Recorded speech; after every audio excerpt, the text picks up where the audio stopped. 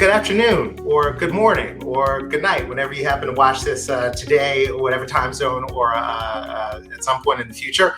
My name is Derrell Bradford. I'm the Executive Vice President at 50CAN, and I'm delighted to do a one-on-one today with Tim DeRoche, who is the author of A Fine Line. I told him I would push his book for him, so he doesn't. His Zoom etiquette. He doesn't have his own book up in the background. Yeah, but before we get started, I'd also like to thank the foundation. I'd like to thank ExcelinEd. I'd like to thank Governor Bush for inviting us both here to have this important conversation, and I'd like to thank Patricia Levesque and her team as well. So, with that, let's get to it. I'm excited to talk about this, Tim. So Tim,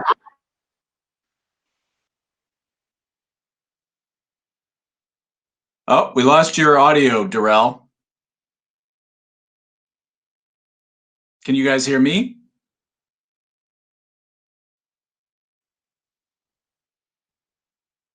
I can hear you. Derrell, you may need to try again. I can hear you, Tim, if you want to. You can't hear me? Yeah. Okay. Well, Derrell, why don't you re-log in, and we'll wait just a second here, and then if not, if that doesn't work, then I'll launch into my little introductory spiel. Yeah. All right, yeah, let's do that. I'll be right here. Thanks, everybody, for your patience. Thanks for joining.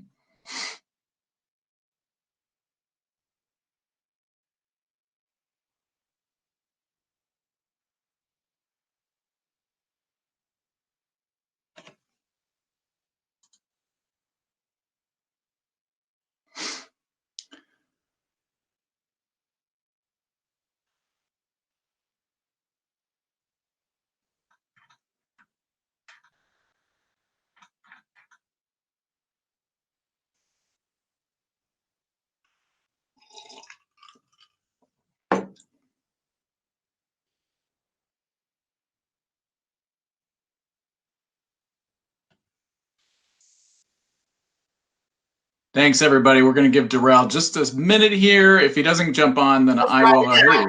Perfect. You're back. Cool. All right. I'm echoing. Are you? No. All right. It sounds like we're fine. Okay. So let's try this again. What's up, man? Hey, how are you? Great to see you and hear you. So I know who you are, but everybody else doesn't know who you are. So just introduce yourself to our folks, and then we'll have a more formal conversation later. Yeah, so I grew up in Milwaukee, have lived out in Los Angeles for the past 20 or 30 years, came out here for college, and my interest in education really got it started in Milwaukee. My high school had a service program, where we went out into the community during senior year, we went out for like 1 or 2 weeks. I can't remember. I think it was 2 weeks. We just skipped classes for 2 weeks of senior year. And I went into an inner city. That sounds like a good deal. I just want to throw that out there. Yeah, it was actually quite influential for me, and it is a good deal. It's the time you're suffering from senioritis, and you want out of that school. As much as I love my school, but you want out. And so I worked in a inner city public school in Milwaukee. Milwaukee is an extremely segregated city. I did not realize how segregated that city is until I started making college visits. I remember visiting Georgetown and just like seeing African-American folks and just being like, oh my gosh, this doesn't happen in Milwaukee. But anyway, so I was in this inner city school, and it was very powerful. I worked with some of the younger kids, and the only thing I remember from that time, I mean, I have snapshots in my head of some of the kids and some of the teachers, but the second graders seemed to me like normal second graders, right? Those were, kids, just delightful kids. The 5th and 6th graders, something had happened between 2nd grade and 5th and 6th grade, and those kids were troubled kids. They were way behind academically, and the teachers in those upper grades were just they were not in a good place. And so really, your sense of compassion and feeling like something is going wrong here really got it ignited in me. And so I've worked I've done a lot of things, but have been active in public education reform for quite a while. So two of the lot of things, I just want to ask about this. So I'm a fellow recovering English major. Explain the Blair Witch connection, because like as a Marylander, I am interested in how you have a role in this film. Yeah, so well, I didn't have a role in the film. I wrote. I've sort of for a long time I've had two parts of my brain, sort of the analytical part of my brain and the storytelling part of my brain. And for a long time, I tried to keep those two streams. I didn't want them to cross. But this new book is the perfect example of the best things in my life started to happen when I started to let those two streams cross. But I wrote a screenplay. I wrote several screenplays, and one of them was a horror movie set in a prison.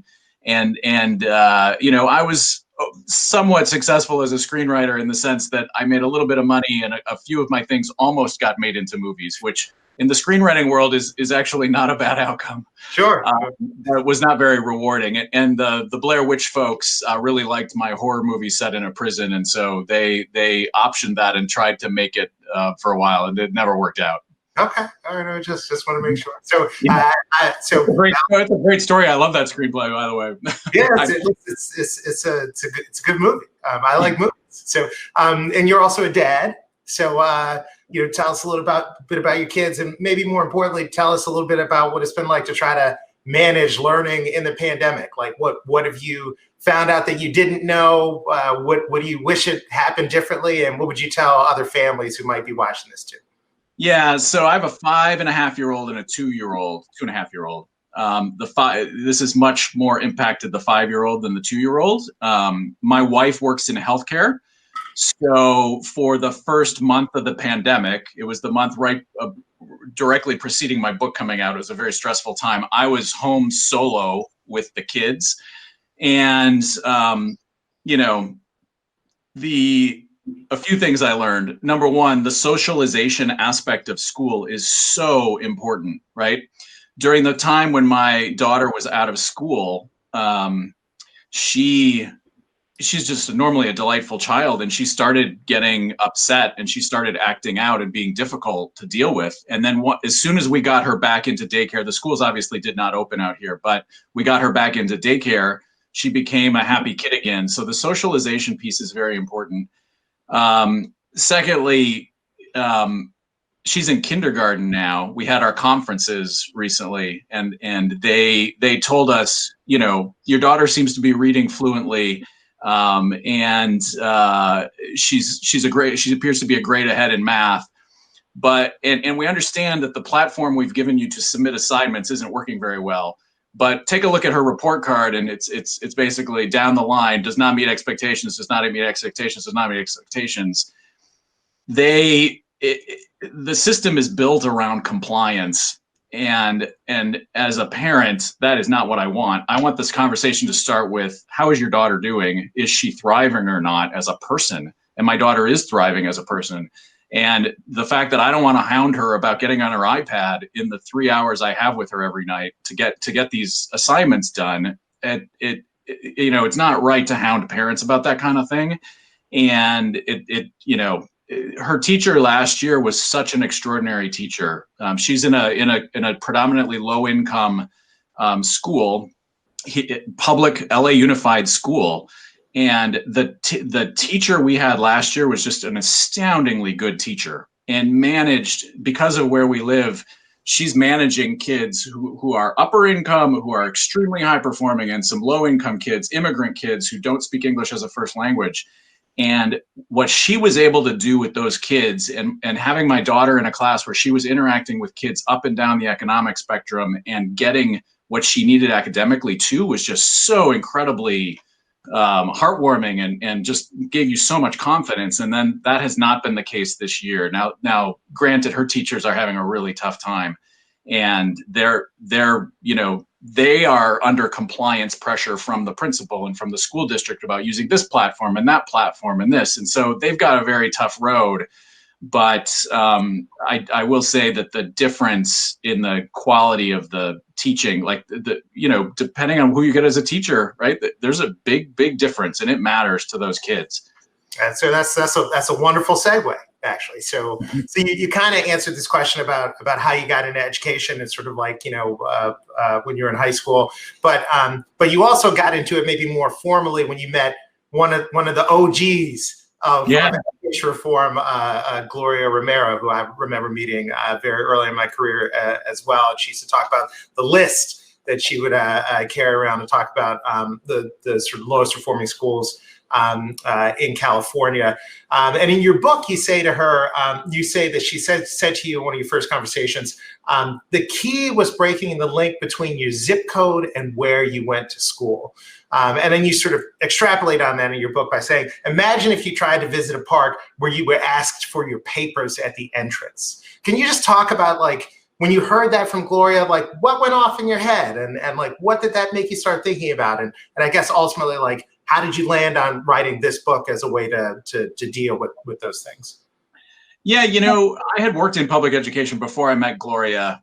She was just coming out. She had been the first female majority leader of the California State Senate, and had really fought for education reform.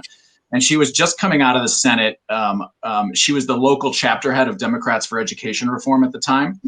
And so I had worked in the space, and I knew that I didn't like how the system worked. I knew it didn't seem to serve lower income and middle class families very well.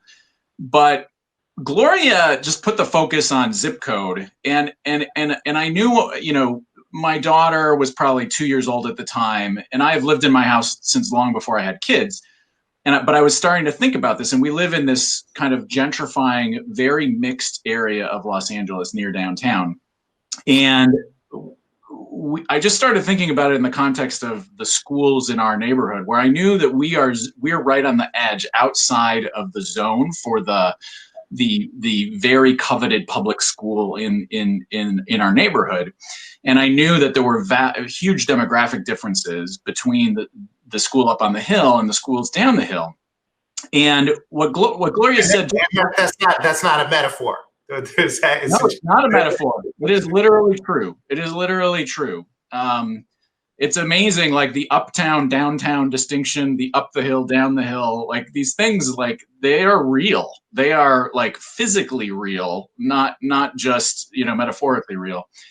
So anyway, the curiosity was I just started thinking, it was around the time of the Vergara lawsuit out here. There was a lawsuit kind of challenging some teacher tenure. Yeah. What do you think? Teacher tenure, teacher policy. Yeah, and disparate impact on low income communities of color. But I just started thinking, wait a second. If I walked my kid up the hill, or if somebody else in my neighborhood walked their kid up the hill and tried to enroll, like, we are tax-paying constituents of the Los Angeles Unified School District. And so on what basis could the school say, well, sorry, we're full, you don't get a chance to enroll here? It didn't seem to make sense. And I just started thinking more very concretely about the logistics of this whole system. Like, if you're going to assign kids to schools, then who's getting assigned to the good schools? And if you're going to assign kids to schools based on where people live, then where are the lines drawn? How are they drawn? And how do you justify that when, it just seems fundamentally un-American that people would be paying taxes for a school, right, that's within walking distance of their home, but then not be allowed an equal opportunity to enroll in that school? It didn't seem right. And I'm savvy enough. There are systems, there are ways to navigate around this if you really work hard and you have the time to do so. But of course, single moms, right, working two jobs, do not have the energy to put in the time that my wife and I have put into trying to figure out a way around that system, right? So I feel like, again, if we were doing a movie right now, the screen would start swirling, and all of a sudden it would be 1930s and the Depression, because we're about to do like a little history lesson, right? So I too, like, though obviously having a very like concrete sense of how all of this works. I think in particular last year, when there was just all this stuff about like charter schools and segregation and New York City and its public schools in particular, you know, because it's like, because New York City is New York City, it's one of the places where you could potentially have more integrated schools if you wanted to, just because of density and diversity and all these other things. But none of that was happening. And that was when I got my sort of first like grown-up lesson on redlining, like as a, you know, as a policy. And I just want to say this, and I think folks who will watch this will know I would never normally say this, but it's like there are lots of policies that you could argue are sort of racist policies that have disparate impact, that people are like, oh, this is a neutral policy. This was a policy that was explicitly rooted in race, and it color coded America by the color of Americans, right? Essentially, and it had huge financial impacts. And one of the long-term impacts of that, obviously, is that we drew school assignment boundaries, like attendance zones, around the same housing zones that grew out of that policy. And I know that was just like an insane revelation to me, to think that like taking on the issue of like, well, I live here and I'm assigned to this school is really about unwinding something that was, you know, that was initiated sort of in the depths of the Great Depression, but whose legacy stays with us today. Yeah, and I think there's a big lesson here. What I liked about doing the research for this book, what I enjoyed about it, is I think it's really a case study in how well-intentioned policies get corrupted, either immediately or over time, to serve the interests of the politically powerful. Well said. And I think we have to just, and I don't think that's, you know, people say, oh, you're cynical about public education, or you're throwing in the towel. And I was like, no, I actually think that this is an unending battle. If you believe in democracy, as I do, if you believe in democracy, what you have to guard against constantly is the corruption of policies that sound good and that sound designed for the general populace, but then behind closed doors get tweaked in ways that benefit the politically powerful. That's sort of the story of democracy, right? That is like, if you want to live in a democracy, then you are, I think you're committing yourself to fight those battles forever. Like, I don't think those battles ever go away. And I think that's fine. And I think this is part of the battle. Like, and I don't anticipate these policies changing overnight. But I wanted to do my part to kind of call attention to them and say, hey, these policies that claim to be doing one thing are doing something very, very different when you look hard at them. Yeah, the price of everything is vigilance. So yeah. I'm going to say this: if you have questions and you want to put them in the chat, feel free to. Also, Tim, let's transition to show people what this is really like. And if y'all can't hear me, I'll get out and get back in again. But let's see how it goes. Sounds good. Mike, do you want to pull up the slide presentation?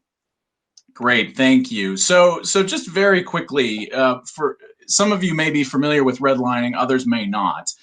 Redlining was a policy, and really this is a name we've given this practice decades after the fact. It wasn't called redlining in the day. But during the New Deal, during the FDR administration, when they were trying to fight the Great Depression, they created all sorts of governmental housing assistance programs to help people buy homes or help people get financing for homes. And, you know, there were limited resources, as there always are. We do not have unlimited resources, and in any domain of human life, in any domain of public policy, there are never unlimited resources. And so they had to decide who would get access to this housing assistance and who would not. And so there was a federal agency called the Homeowners Loan Corporation that drew maps, and they color-coded American cities by street, by block, by house, and drew lines, and the blue and the green areas were the desirable and best areas, and then the yellow and the red were the hazardous and declining. And the declining areas, the yellow and the red areas, those areas were the low-income neighborhoods with lots of African Americans, other people of color, and immigrants, right? And so you are not eligible for these housing assistance programs if you lived in those neighborhoods. And Derrell's right when he says these grew directly out of racial biases. But we should also point out there were lots of white folks living in these areas who were discriminated against because they did not live in the predominantly white areas of town. So you're sort of harming the folks who are out living a more integrated life. You're harming those white folks.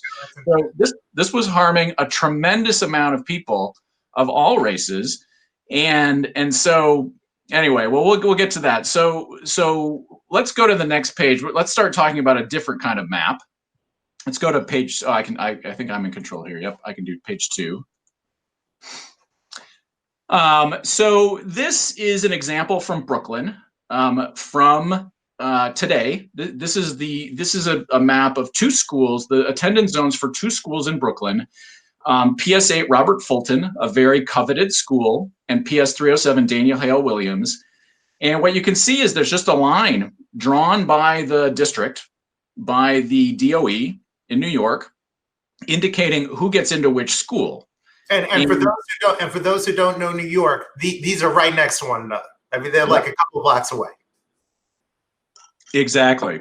And what you can see here is that PS 8 Robert Fulton, the coveted school, there are actually a whole bunch of folks who actually live closest to PS 8 Robert Fulton, but are directed away from that school, and they are directed to 307. And so what you can see is PS 8 Robert Fulton, 20% low income, 307 is 85% low income, right? Same neighborhood, 79% reading proficiency, 31% reading proficiency. And so this, one of the key things about that I was curious about was whether the patterns in my neighborhood in LA were unique to Los Angeles, or whether they played out in cities, in other cities. And what we found is that these patterns of these schools within the same neighborhood being divided by an attendance zone boundary and showing dramatically different demographics and student performance, that is something that plays out in virtually every major city. It may play out in every major city. I can't say for sure, because I haven't looked at every single city, but we document about 20 examples across the United States, big cities, small cities, the Southeast, the Southwest, the Northwest, the Midwest, the Northeast. These patterns, this pattern plays out across the country. It's a nationwide problem. And Tim, just another point from your book about this before you go to the next example. I mean, this boundary, it just to reinforce this, it's not a geographic one, it's a political one. So someone just goes out and draws this, I guess, when the rest of us are working on protecting some other aspect of democracy. Well, and I would say it's not even political in some sense, it's administrative. Because we talk a lot about the lines around school districts, right? The school districts are jurisdictional entities, and there are lines drawn around them. Those lines typically get drawn through the political process, either through legislation, or sometimes there are ballot measures about that kind of thing. It takes place out in the open. These attendance zone boundaries are drawn by bureaucrats who are not, we don't see it. And what you'll see is that these districts try to hide these lines. There are, they have these school finder tools where you go on and you look up, okay, what school am I assigned to, right? Is my child assigned to?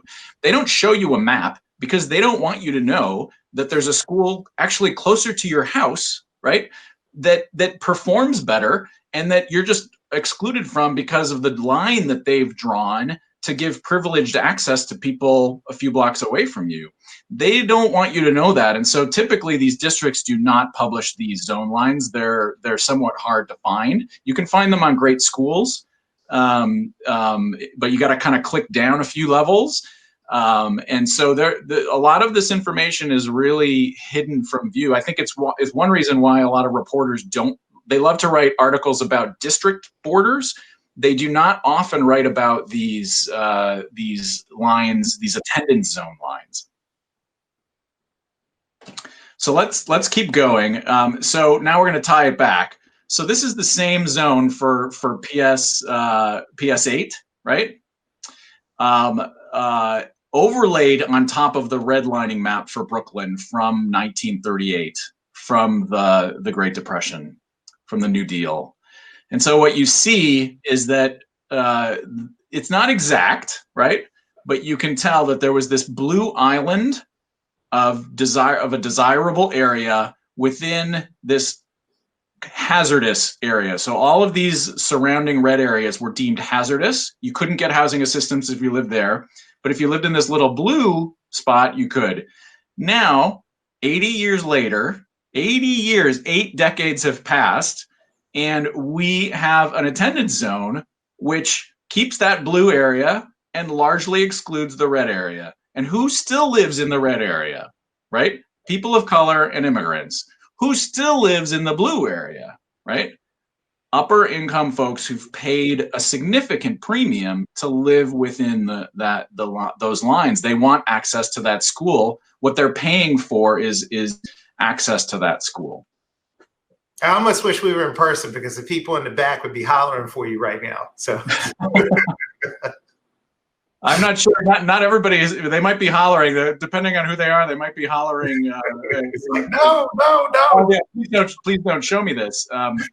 It's just not something that a lot. Some people want to see. So then, here is Chicago, right? So this is Chicago. This is one of the main examples from the book. This is Lincoln Elementary, which is one of the premier schools in Chicago public schools, and Menier Elementary. Lincoln Elementary, 80% proficiency in reading. Menier Elementary in 2019, not a single Menier 8th grader graduated proficient in reading. And what determines who goes to which school is this line, right? And one thing I want to point out. So in Chicago, if you overlay this on the redlining map, right, it doesn't match, right? It's not the same. The patterns are not the same as we saw in Brooklyn. But what I would argue is this is the exception that proves the rule, right? So there were lines drawn in 1938 or 37 in Chicago that showed where the desirable and undesirable areas were, based on where racial minorities were living, right?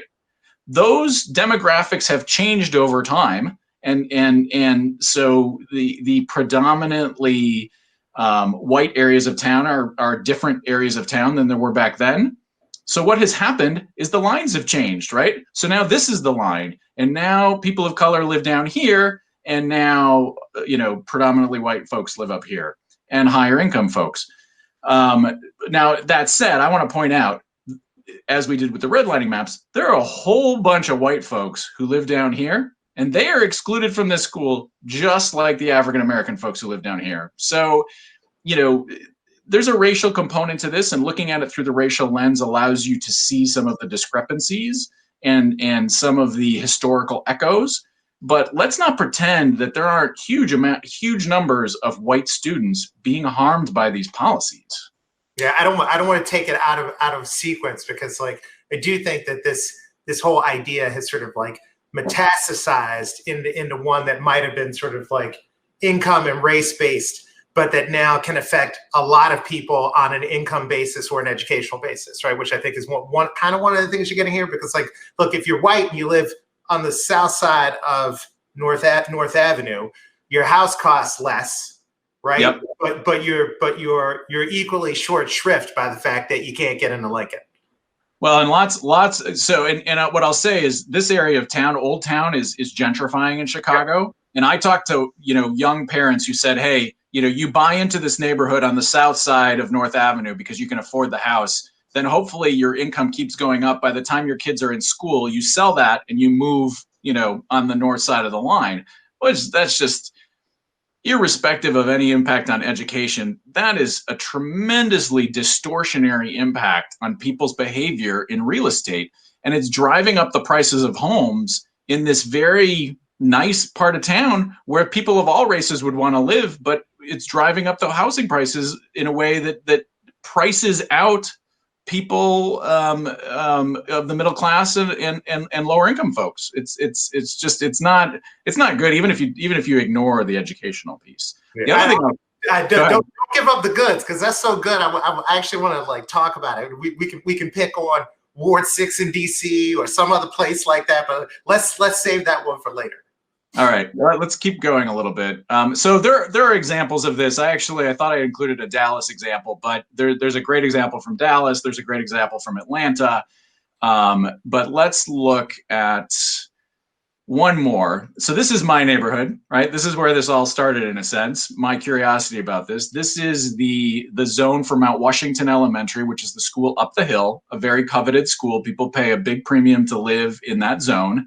I got a bargain on my house because I'm just outside of the zone, but that has presented other problems for me and my family to solve over time. But what you see here is it really, it maps, right, to the desirable area from 1939 on the redlining map. Exquisitely.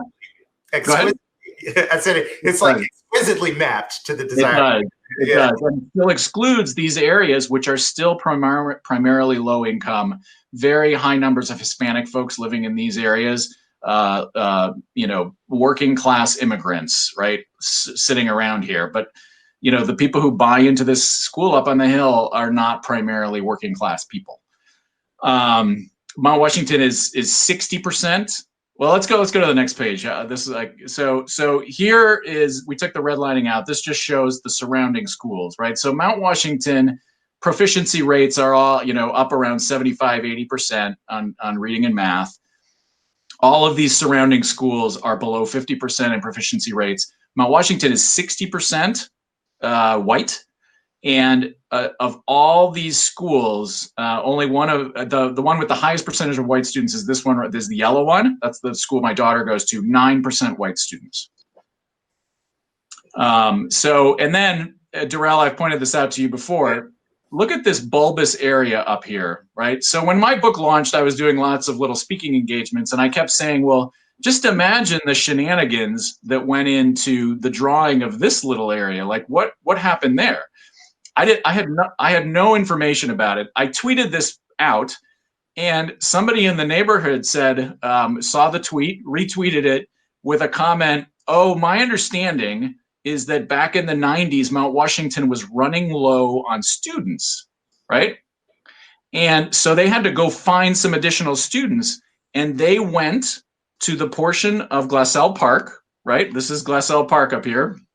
They went to the predominantly white portion of Glassell Park because they wanted to add white upper income students, right? And to be honest, it probably wasn't about them being white. They were probably looking for culturally similar kids, right? They were looking for culturally similar kids to assimilate into their school. They ignored all the, these predominantly working class neighborhoods around here. They didn't want those people in their schools, right? They didn't want that. And so anyway, I have no direct evidence of that, but that is the word in the neighborhood amongst the old timers, is that they were running out of kids, so they went in search of white upper income kids. It's a strong inference. Yeah, I buy it. It wouldn't surprise me. It wouldn't surprise me. So all right, so let's get so all of this, right? Like let's talk about. Mike, why don't we go away from the slideshow for a bit? Let's bring Derrell back up. Yep, there we go. Cool. Let's hope we still hear me. Can you still hear me? Yep. All right. Awesome. Okay.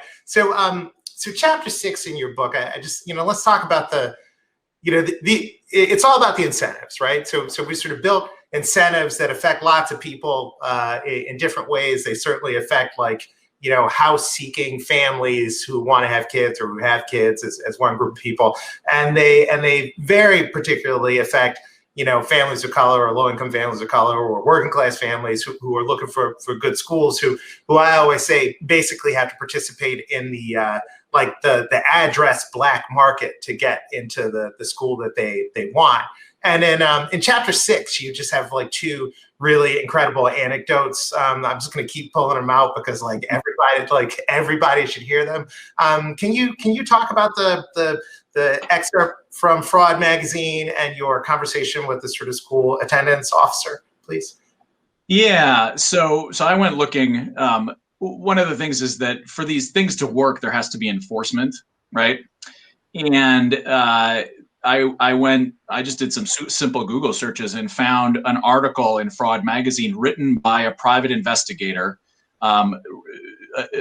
addressed to other private investigators about how to get gigs working for school districts, looking for people who have used the incorrect addresses to gain access to a school inappropriately, right? So he just has this, he basically says lessons learned, right? You really want to hire a female investigator to do this kind of work because parents, fewer eyebrows will be raised if they see a woman snapping photos of the children as they exit the building than if they have a male photographer. It means make sure you get a long lens, right? So the person can remain at a distance, perhaps hide themselves behind a tree to spy on the kids. Hey, and let's point out, by doing it this way, it's not just the people who lie about their address who are being spied upon. It's all the kids at that school. Yeah, well said. Yeah. And let's face it, I've been talking about this book for 2 years at cocktail parties and dinner parties and in schools. If you ask your friends and your family, perhaps you yourself have lied about an address, right, to gain access to a school. This is an incredibly American phenomenon, and it happens up and down the income scale, right? Let's not pretend that this is something that kind of low income cheats are doing, right? This is something that everyone does. And I talked to a mom, a very wealthy family, whose daughter is now a very high achieving corporate lawyer in Los Angeles. She lived in Malibu. She didn't like the school that her kid was assigned to, so she paid for someone's gas company bill, right? She paid a friend for the gas company bill to get her daughter into Santa Monica High School. And this happens, it happens, middle income folks do it. My cousin, I use a story from my book, who's dead center of the middle class. They did it for a while. Certainly low income folks do it. What I'm concerned about is that it is much more commonly enforced when the child does not look like the other kids in that school. Yeah. So you just have a big problem there of asymmetrical enforcement that I think is very problematic if you look at it closely. And then you've also got these tip lines, right? Some of these districts say, well, let's do tip lines, right? You can turn in your neighbor. Did you have a play date where you had to take your kid over to somewhere outside of the neighborhood? Well, then you can report your kids' playmates' parents. Just call this line and do that anonymously. This is East Germany type Stasi type stuff. Not cool. Not American at all. I mean, to your point, like I always, there's a great part in your book where you talk argument, counter argument. You're like, this isn't about school choice. This is about sort of individual liberty and constitutional protections and all this other stuff. But it's like, I always talk to people about how like school choice works in America. And there are really 4 ways you get it, right? You're lucky, you're rich, you're connected, right? You know somebody who gets you the hookup or whatever, or you lie, right? And to your point, which I think is very well taken. Lots of people lie, but but the enforcement of people lying about it is not equally is not equal. And I don't we don't need to go over it, but for anybody watching this, if you don't know who Kelly Williams Bowler is, you need to look her up because she was a sort of like a Rosa Parks figure in this paradigm we're talking about. And I remember when the judge went after her, he said he wanted to make an example of her. It was really important to him, but he made the point that like lying about your address to get into a school that you think is going to be a good fit for your kid is no bueno. So yeah. Second part of this though, right? So you talk about the effect of this on families lying about their addresses and sort of like, I don't know, the conspiratorial ways in which they are caught and flagged down. At the same time, just to kind of like go back to your Philadelphia analogy, sort of like the Penn Lab School and University City. I mean, I think that is at this other end on like the economic impacts on young families sort of trying to build wealth or whatever. how school access can distort all that, and maybe that's particularly important given the economic turmoil we've come out of this year with the coronavirus. You want to talk about that example a little bit too? Yeah, it's a great example because, in most cases you've got these lines that have been in place for decades, so it's hard to see the effects. But in Philadelphia, you had the example where the University of Pennsylvania partnered with the district to create this special school called Penn Alexander School. And unlike most new schools, often don't have attendance zone boundaries. They have some other, right, like charter schools have lotteries. Other schools will have more liberal, open attendance policies often. In this case, they drew an attendance zone boundary. They carved out an attendance zone boundary. And so they were trying to put a school into a low income, predominantly African-American neighborhood in Philadelphia. Unfortunately, what they didn't anticipate is how highly that school would, like, what a strong reputation it would develop in a very short period of time. And so what you had is people just flooding in to that zone who wanted to live in the city. They were riding that wave of folks, young families moving back into the city, but still wanting access to a great school. So this school did very well. And what happened was, because they had created these lines, they basically created this huge distortion on real estate prices, right? And so prices in that zone went up like 320%. In this period, and that was during the boom. So all prices all over were going up a lot, but in the surrounding neighborhoods, they went up like 150%. And then in that particular zone, they went up 320% because of the school. And what happened to that neighborhood is it got transformed, and rents went up. A lot of the buildings that were rentals were sold to become condos, kind of upscale condos. And so a school that was built to serve a working class African-American population now has a majority white students and a minority of African-American families, because it generated changes in the neighborhood and drove out the working class folks. And I think that probably happens all over the place, but it happens more slowly, and those lines are calcified over time, so we don't see the effects anymore. But Philadelphia is a great example where you can see the effects of, okay, we started without this, now we have it. Is that good? Did it work out well? And actually, the ironic thing is, so many folks, upper income folks, upper middle class folks, moved into that zone. The school couldn't have Can't get into it. Yeah. So they moved in thinking that they paid $200,000 extra to live there. Then they got in there like, oh wait, I'm too late. They won't even let my kid in. And so they are furious, right? Those parents are just like going mad. They're so angry. So before we get to solutions, because obviously I don't want people who are like, God, this problem is so terrible, we can't do anything about it. I do want to, let's just spend a couple of seconds talking about 3 words that I think are incredibly important in almost all of these discussions about where kids go to school or how their schools are chosen. And those 3 words are open to all. And I think they mean very different things to very different people. That's often sort of like the hallmark of public education. Public schools are open to all, and other types of schools are not open, to all, whatever.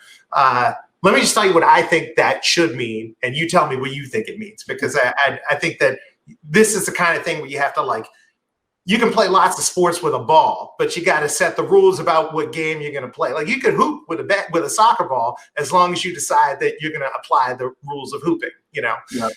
So to me, being assigned to a school, having a guaranteed assignment is not the same thing as open to all. Open to all means I want to go there, I go to it. And I say that given that, like, so like there are some selective magnets or some tested magnets or whatever, like some controversy around these things. I'm generally supportive of these things because I'm supportive of schools and fit, but if I can't show up at any school and go into it, then they aren't open. Then it isn't open to all. And I always like start the conversation from there. Well, what are your thoughts about those 3 magic words? Yeah, well, clearly, I mean, we have limited resources, right? Like there are always going to be schools that are more coveted, right? And that there are going to be more families who want to send their kids there than there are spots at that school. So to me, open to all means that you get an equal shot to go there, right? Especially if you are a tax-paying, like there's an argument to be made that should be across district lines. Like if we have public schools that you should have a right to go to any public school. But I think the case is extraordinarily strong that if you are a tax-paying constituent of a district and they run schools that are within walking distance of your home or really anywhere in the district and you're a tax-paying constituent, if you can get yourself to that school, if you can get your kid to that school, that you deserve an equal opportunity. And so, it's where, it's the reason why the charter school laws require lotteries, right? Enrollment lotteries, because they didn't want the charter schools cherry picking their kids via, lines drawn around the school. It's if more kids want to get in than there are slots, then you have to make some determination about who gets in. There's no way around that, if the government's going to run schools. And the government has an obligation to give all of the constituents an equal opportunity to do that. And that's why I think enrollment lotteries are really where it's at, because that guarantees, it doesn't guarantee that, there are ways that enrollment lotteries can be manipulated. That goes on. But what I like about enrollment lotteries is that they are at least based on the principle of equal opportunity. And you can have laws when folks violate them, like if a charter school tries to get around it and they try to sneak people in who weren't, who didn't have a good, didn't get a good lottery slot, you can hold them accountable via the courts.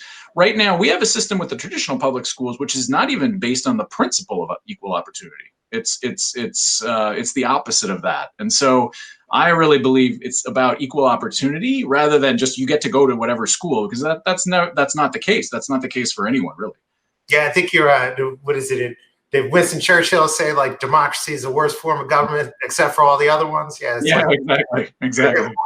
Insert enrollment lotteries. Okay, so I'm an aspiring or committed elected official, and I want to go home and take this issue on. Well, what do I do? What do I do? And you have kind of like two big buckets of strategies. One is obviously legislative intent, and the other one is sort of a grab bag of policies. Why don't you just walk our attendees through those? Yeah, so the first thing I would say is, the easiest way to solve this problem was with legislation, right? Most of the law, like these policies are undergirded by laws, right? So California's open enrollment law, which sounds great on its surface, right? Says, every kid in a district has a right to attend any school within that district. That sounds like exactly what I'm talking about. But the problem is that law has an exception. It says, no kid can displace a kid who's zoned to go to that school, right? So no kid from outside the zone can displace a kid from inside the zone. Well, that undermines the whole purpose of the law because it sets up that privilege, which guarantees that people will try to buy into those zones because that they get the privileged spot, and it guarantees that those coveted schools will remain closed. So, I always point, and Gloria is the one who gets the credit for this. She pointed me to the community college system in California, right? They used to have a system where you were assigned to a community college, right? Based on your address. And what they found was over time, enrollment was declining, right? And in the community college system. And so they made some reforms, I think it was in the 90s or maybe the 80s, late 80s, where they basically, they said the legislature passed a law saying we do not think it is in the best interests of the residents of California that they be, restricted to attending one community college based on where they live. They should be able to attend the school of their choice. And so my wife, when she went back to grad school, she needed some prerequisites. She went around, she shopped around to several different community colleges, and she was able to attend several colleges not in the area where we are. And that worked out really well for her. And it worked for that system, right? It drew back people into the system, and the enrollment in that system went up over time. And so, what my argument to the folks in charge of the K-12 public systems is, hey, you're losing enrollment in the inner cities. Maybe one reason you're losing enrollment is that the policies have not been designed for the masses, right? The policies have been designed for the politically powerful, this minority of folks who have an extreme amount of political power. But at a certain point, just in terms of your finances, you need to draw people back in. And I think you could take a lesson from what California did with the community colleges in order to make a system that offers more open enrollment, right? Real open enrollment, and that allows people, just much greater flexibility. I think all of the schools would probably improve in that situation, and you'd get people, you'd probably see more differentiation in schools. Because they can't just rely on appealing to just pleasing the folks in their neighborhood. They have to appeal more broadly. And so anyway, that's one thing. And then the other set of things, Derrell, as you know, I see this issue through through the lens of civil rights. And I think there are several potential legal avenues to challenge attendance zones, either in their application or more broadly, just on their face, as really violating some of the constitutional protections that we have, both under the state constitutions and under the U.S. Constitution. Okay. So again, like our audience is also policymakers. So again, I decide I want to do this. Who's going to come for me, right? Who's going to try to stop me? Because I don't want to be surprised by it. And I guess, like, to me, I think there's like three groups of people. I'll just throw them out there and just kind of like respond to them. Obviously there are people who benefit from the current system, right? Like some with good intentions, some with poor intentions, right? Like we've had this path to, we bundled your house and your school forever. To Gloria's point, everybody knows that. Maybe everybody thinks it's unjust, but those are the rules as they were set out, right? Here's the ball, go, here are the rules of the game, and people are in that. And I guess it is legitimate to say that homeowners might resist this as it is currently discussed. Do you have any quick thoughts on that one, or?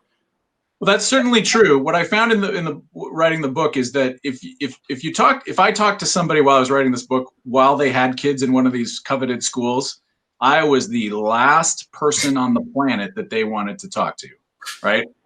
On the other hand, if I talked to somebody who had like a junior in high school and had bought their way into this system, right? And yeah, they had their property values tied up, but if they were honest, and some of them were, they admitted, well, this probably isn't the best way to do it, right? Even though they benefited from it, the people who are benefiting from it currently, I think you have to set them aside, because the vast majority of them are not going to want to speak out about this, even if in their heart they know it's not right. But there are some folks. I think what we have to keep in mind is, the people who oppose these types of reforms would make a lot of noise about scaring people about you'll lose access to your school. The number of people who would lose access to their school was actually quite small. In our neighborhood, we can choose whatever school we want except the good one, right? Like all the other schools. That's so cynical. I mean, it's brilliant, but it's cynical. That's all. But it's totally true, because I can tell you it's true, because my kid is in one of these schools that I'm not zoned for, but it's a school that isn't full. These inner city schools are not full for the most part. Let's be honest, right? They are not full. And so you have these islands of full schools, but the vast majority of schools are not full. And if you go and say you want to go there, they will gladly take you. But these elite public schools, they will not take you. They will say no. They will turn you away, even if you live within walking distance. Yeah. So I think maybe one other approach to this is that, people might say, well, the way to deal with this is not to disentangle where you live from where you're assigned to school. It is to take an approach that is that's about housing. Like, here's what we need to do. We need a massively sort of redistributive housing program that moves low-income housing to rich areas or the areas with coveted schools or whatever, yada, yada. And I think we've sort of tried that, and it kind of hasn't really worked, whatever. What are your thoughts on that as a strategy? Because that is a prevalent strategy. That's one people offer a lot. Yeah, and certainly I believe that our society and our cities would benefit from much more mixing of the income levels and the races. I totally believe that. But that does not solve the problem, because there will always, the schools you choose are a matter of social stature, right? And that's not an American thing. That is likely a biological thing going on there, right? And so you can't get away from that. And so these coveted schools, as long as you draw lines around them, you create the incentive for people to buy into those zones, because they want that stature. Not just the education, they want the stature that goes with having their kid in that school. So I don't think that solves it. It's the same thing, redrawing the lines. Well, you can redraw the lines all you want, but as Penn Alexander shows, you redraw the lines, the distortions just move, right? They just move with your lines, right? And the other one I hear is, oh, we need to make all schools better. Well, yeah. I mean, some of these schools have been failing for decades. They've been failing for decades while we increased school choice. They've been failing for decades while we increased funding dramatically, right? They've been failing for decades, right? Secondly, it is not it's human nature, right? Like, it's just human nature it's the French philosopher René Girard, right? That human desire is mimetic, right? We want what other people want. There will always be coveted schools. And so we need to make a decision as a society. How do you get access to the schools that are coveted, the public schools that are coveted? Are they open to the public, right? Or do we allow people to kind of buy their way in and create kind of quasi-private schools out of something that was created for, that's meant to be the great equalizer, right? It's the exact opposite of the great equalizer right now. So we're right up on it. Let's do final words. I think we've had the chat so wrapped they decided they didn't want to ask any questions. So that's fine. But you can find us on Twitter. So I think so I have an approach. I think an approach about this, and I just don't think we can deal with this question with a scarcity mindset, right? And to your point, like, one of the things you sort of get at is that there are always going to be schools that people want more than they want other schools. The question is, like, is that going to be like a political decision where somebody rations it, or can we approach those things in different ways, right? And so is the answer to this question, oh, I need to go to your school, or is it there are other ways to make great education for people, right? Mm-hmm. It is like, I like to talk, I call it the Stuyvesant problem all the time, which is a selective high school in New York City that is highly, highly coveted. And no one ever talks about doubling the size of Stuyvesant, right? It must be no one ever says, like, look, we have this operator over here, or these independent school people or whatever. They're actually good at making high schools that work without testing. Like, why don't we help them do that? And so I generally believe that, one, you got to give the people who benefit from all of this a way out so they can be your allies, right? And two, we just have to take like a more an approach of abundance that is about new school creation, and that ultimately, because this is important to me specifically, that disentangles where you live and where you're assigned to school because of the history of all of that. Those are my 2 cents. What are yours? Yeah, no, I agree. And I think one of the reasons I wrote the book is that these folks these folks who live in these coveted zones are very privileged people. They are some of the people who typically oppose efforts to create more schools, right? They don't want to create more schools. They say, hey, I send my kid to my local school. Why don't you send your kid to your local school? Well, everything will get better if we all do that. And that is just an incredibly naive thing for it's either naive or cynical. I tend to err on the side of it's probably naive, right? Those people are well-intentioned people who haven't thought it through very well. Although I'll bet there are some portion of them that are just cynical and are like, I'm taking what I can get. But if if those folks, these politically powerful folks, if they no longer had privileged access to these elite schools, and they were kind of in the same boat as the rest of us, hey, can I get my kid in? Is the lottery going to work for me or not? What are my other options? then they're going to be much more in favor of, hey, we need more schools, right? We need more good schools. We need more differentiation of schools to meet the needs of my kids. And so, I think I think those folks will come along with us, but in some sense, they need to, you need to take away that privilege for them to be in the same boat as the rest of us. And they don't want to be in the same boat as the rest of us. So that's a little bit painful to talk about, but I don't think you get the benefit without going through that pain, without those folks going through that pain. And for another session, perhaps. Yeah, so, exactly. Thank you so much. This was delightful, and I'd like to thank ExcelinEd for having both of us. Thank you. I agree. Thank you, ExcelinEd. Thank you, Derrell. Great discussion. Really enjoyed it. Thanks, everybody, for coming.